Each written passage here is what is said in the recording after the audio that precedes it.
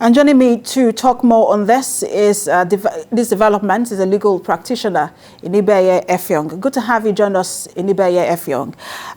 It does now seem that it does seem like the duty or the role of the judiciary in tackling insurgency in the country is now being highlighted. So I'm just going to ask for your reaction to this latest move by the federal government to resuscitate and then resuscitate these special terrorism courts. Given the extent that these terrorists, have basically held the country to ransom, the attacks by Boko Haram and other terrorists in the country, there has been an overwhelming impact on the judicial system. Many of the suspects are never taken to court, they are never tried, they are held in solitary confinement, nothing is heard afterwards. All that we hear is that suspects are being arrested. We don't see them being arraigned in court, we don't see them being prosecuted.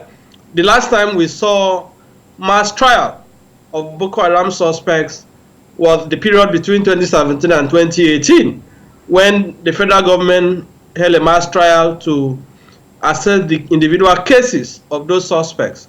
So for me, the position of the Attorney General of the Federation, I think, is a welcome development, because the judiciary is already overstretched. If you were to arraign them in the regular courts, you know we may not be able to do that very successfully.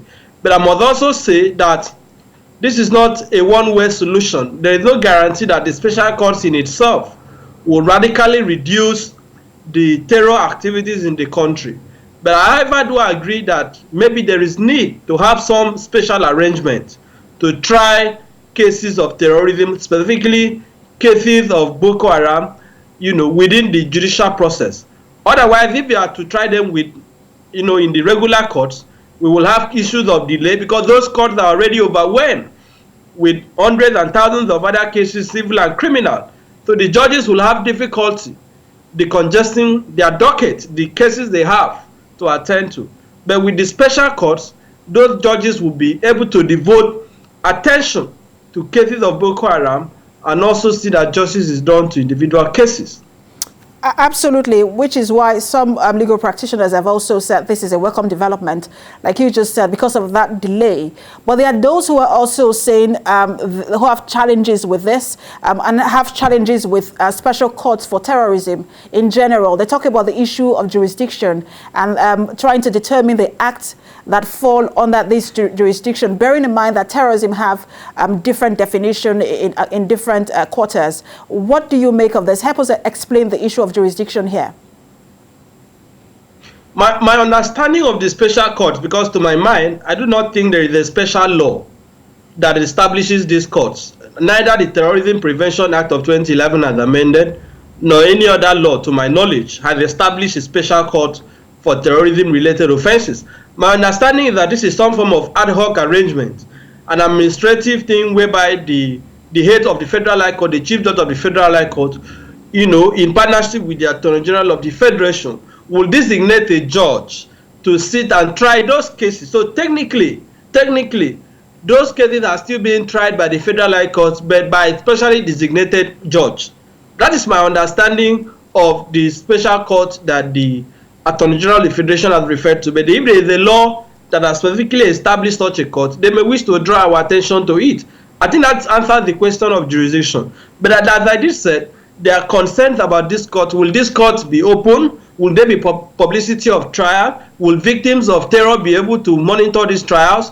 What is the level of access? What is the manpower that is available, for these cases to proceed? And we saw that in 2017 and 2018, when mass trial was conducted for Boko Haram suspects. There were issues of administrative lapses where files of some of the suspects could not be found, and mostly the prosecution relied on confessions, and we could see that proper investigations were not done in most of the cases.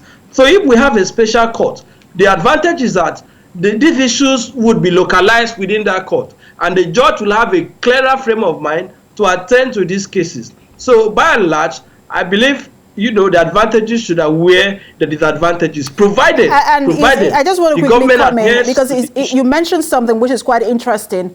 We've seen in some cases, especially with the prosecution of corruption in the country, where there's so much media trial, and then at the end of the day, those cases are dismissed, sometimes because of maybe poor investigation on some corners, and that's where just before we ensure that this is a successful process, what do you think must be done to avert some challenges? I believe we require clearer legal frameworks to address this, because I must tell you that even between that period, 2017 and 2018, when mass trial was held in Niger State for Boko Haram terrorists, many of them were acquitted due to want of evidence. So this lack of competent investigation, lack of proper investigation has also plagued cases of terrorism. That is why people don't even hear about them. We hear that there has been an attack, so and so members of Boko Haram were neutralized, were arrested. Nobody keeps tracks of the number of suspects who are in custody. I'm not even sure that the Attorney General of the Federation can tell Nigerians confidently today the number of Boko Haram suspects that are being held either by the SSS or by the police, or the process of investigating each of those individual cases. So there's clear lack of manpower, there's clear lack of institutional competence to address these cases.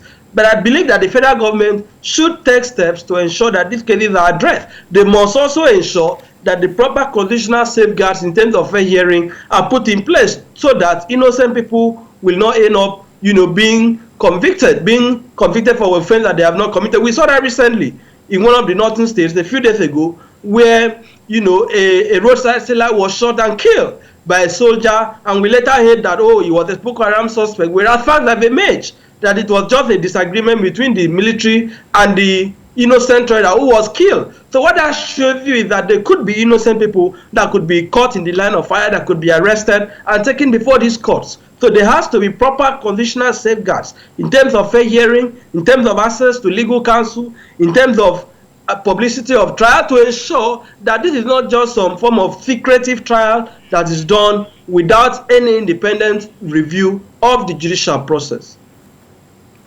Inibehe Effiong, legal practitioner, thanks for talking to us. Thank you for having me.